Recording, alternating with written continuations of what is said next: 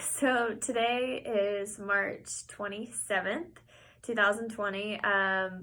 Sorry, I'm kind of in a good mood right now. I've been trying to video this for like an hour.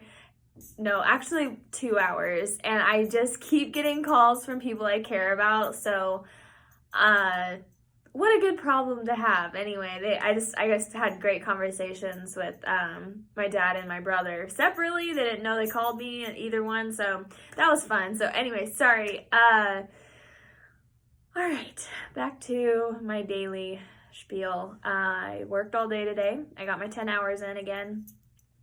I listened to one of the doctors from OU Medicine today, Dr. Gesseroon. I believe he's a pediatrician at the OU Med Center, and he was saying how it's the coronavirus is a lot less impactful on the immune systems of children. And so up until now, that wasn't something I knew much about. I know I mentioned the 17-year-old boy yesterday. Turns out today the news confirmed he had some type of pre-existing issue. So that's just good to know that that it's not going to hit children as strongly, just in general. So also, today was the first day that I haven't watched the White House task force update. I kind of gave myself a break today. I think we all deserve it. These are tough times. I know, especially for, working class people and people that live paycheck to paycheck. So I needed it myself. My weeks are full. My weeks are very full, especially with these videos, just with keeping up in the news, helping with my mom, and just work overtime, and just keeping up with everything. So anyway, I kind of let myself relax on the news a little bit more today. But I did also read that Prime Minister Boris Johnson, that he tested positive as well. So that's not good. They haven't mentioned anything about the Queen still, and I don't know how much contact they've had with her, so that's going to be something I'll be curious to hear about, if there is anything to hear about that. So during my conversation with my dad, we were talking about this, and I was kind of telling him I'm doing these videos, and he was just talking about the importance of us not forgetting our history and not erasing history, and that, these cycles have happened in history where there's a pandemic or some type of extreme recession or depression. And I do think that's important, that we try to look at what has worked within our history, within different situations that could possibly compare to this. History is important. So, we definitely need to look back on what we've learned so far, because obviously these things have happened before. Also, another thing is just, I've been thinking about how this will turn out. It's really hard to not think about whenever you don't know what the outcome is going to be. Here in a couple weeks, we could be totally back to normal. We could find a cure faster than we thought, or, it could just stop spreading, or something miraculous could happen, or it could go for the worst. It could, just cause way more sickness than we expected, overcome on our medical system, just basically just overwhelming the medical system, and of course we don't want that. And then there's the economic aspect, and just the supply chain aspect, the world trade aspect. I was reading in the news, they always have 2 aircraft carriers. Also, I know this is kind of like going off subject, but I was reading they have 2 aircraft carriers in the United States, pretty much at all times in the oceans. and there was a positive COVID-19 tested on one of the aircraft carriers, and so now they're having to dock somewhere. I don't know where exactly, and they're having to deal with all that. So, obviously they live in close quarters. That's going to be a huge cleanup. And I know they're trying to test every single person, every single U.S. Navy person that's on that ship. So just,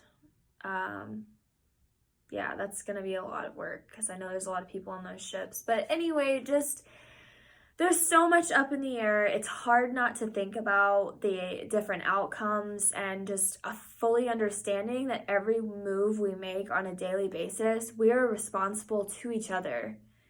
Like, we have to take responsibility amongst each other to do the right thing right now. And sometimes it's hard to tell what the right thing is. Obviously, if you can stay home, stay home. If you need to go out and get some groceries, do it, but by all means, take precautions, wash your hands, try to wear a mask.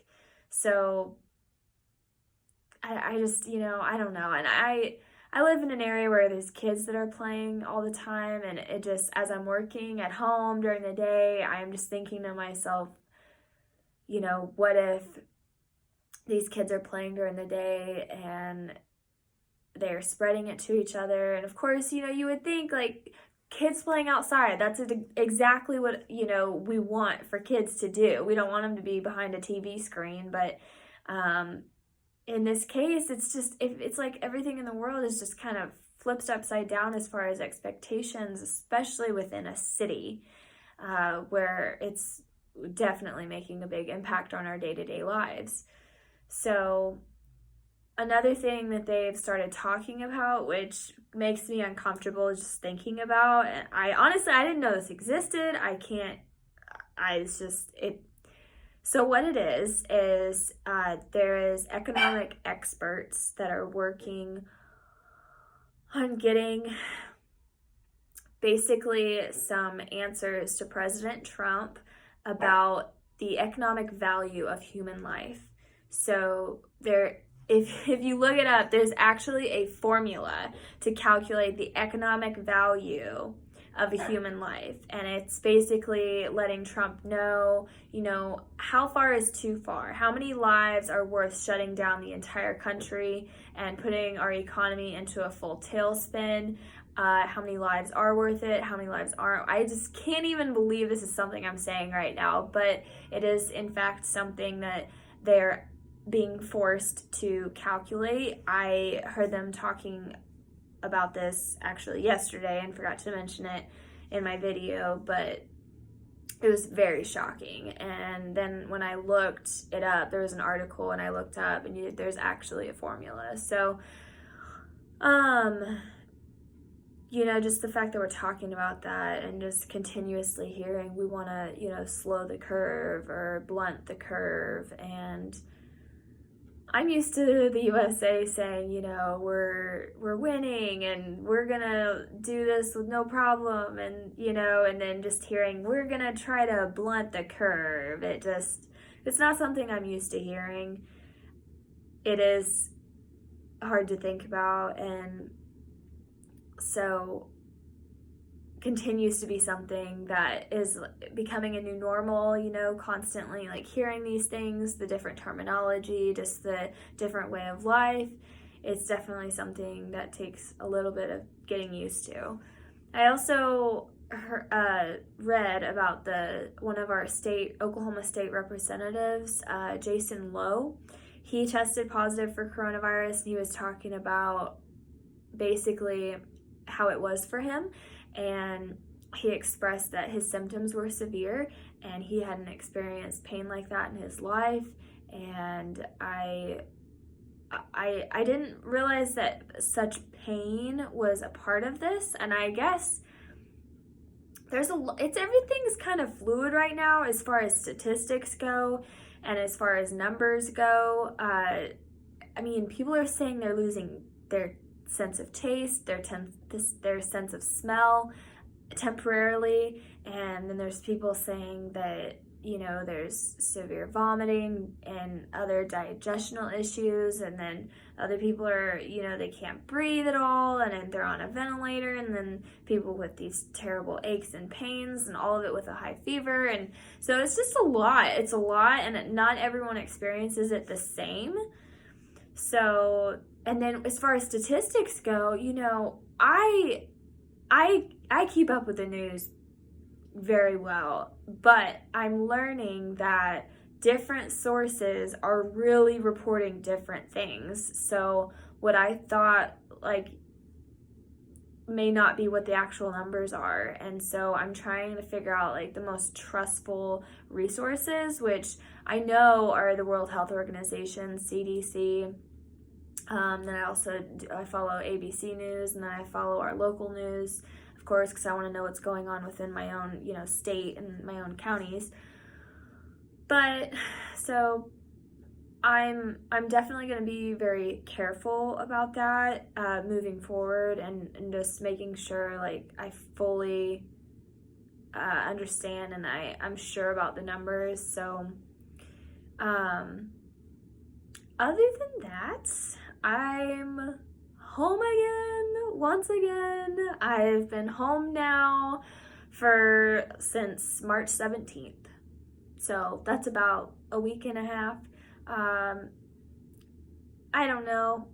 A lot of people say they love it. I don't know how I feel about it. I don't know if I just don't like it because of the situation, or if maybe I just am one of those people that enjoys getting up and going to work and having an office to go to. So I don't know, but I'm making the best of it. I'm so fortunate and so blessed to be able to still work, as I said.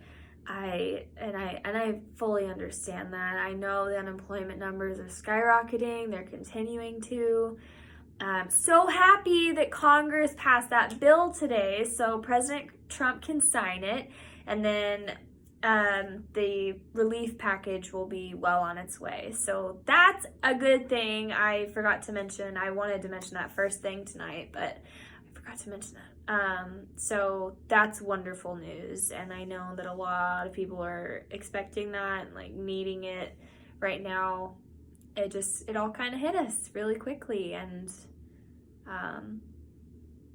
it's not a fair virus. Viruses don't fight fair.